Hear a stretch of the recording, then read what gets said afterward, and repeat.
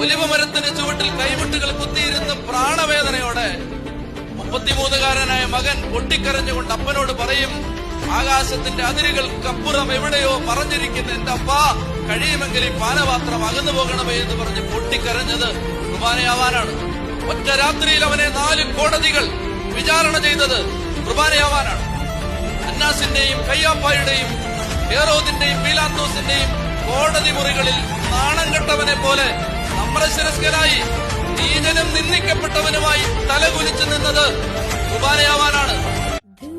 കാരുണ്യം നീ എന്നിൽ തൂകേണം, മേലിൽ പിരിയ